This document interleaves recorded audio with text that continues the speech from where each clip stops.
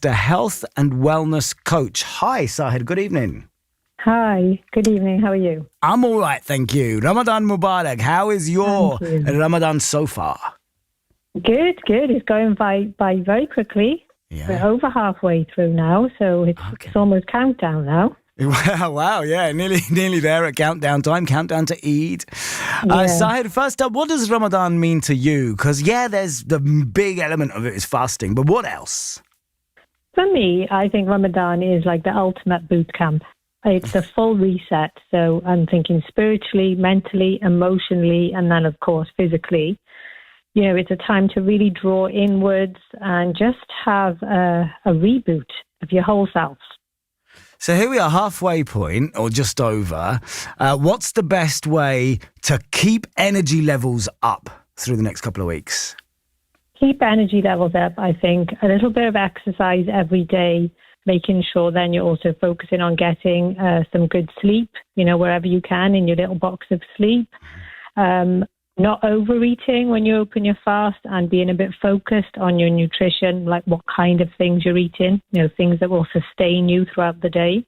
When it comes to exercise, you mentioned exercise every day. Yeah. That'll be difficult when you're not in the regular routine, I'm guessing. And also, of course, while fasting, going completely without food or water. So what sort of exercise would you recommend? Or should we just stick to our regular fitness routine?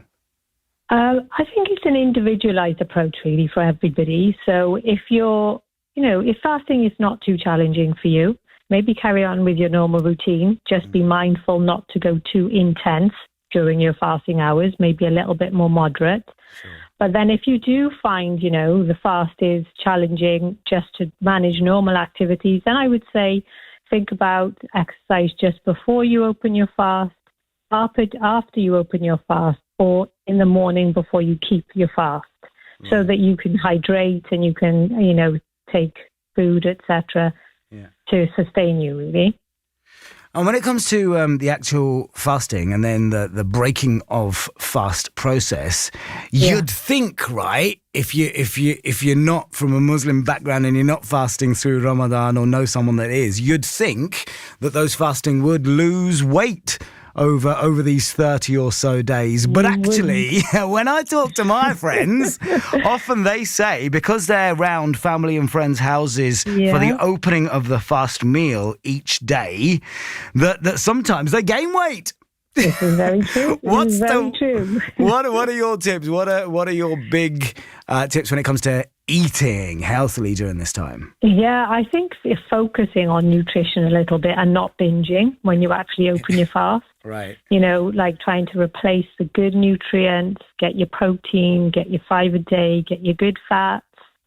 Try and avoid the fried foods. I wouldn't say completely cut them out because that's just not fun.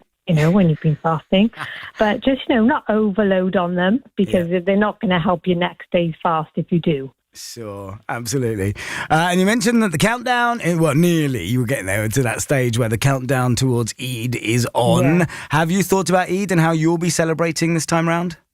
Yes, definitely. Lots of family time. Start the day by going for sort of congregational prayer, come back for a lovely family breakfast, lots of gifts. Lots of food, lots of chocolate, sweets, the usual celebratory things. It sounds perfect, Sahid, and I hope you have a really, really good one. Thank you so much for joining us here on the evening show tonight, and Ramadan Mubarak once again. Thank you for having me, and to you. Thank you. Absolute pleasure. Stay happy and healthy. Sahid Ahmed Evans, a health and wellness coach and a social media content creator as well, specializing in women's health and wellness.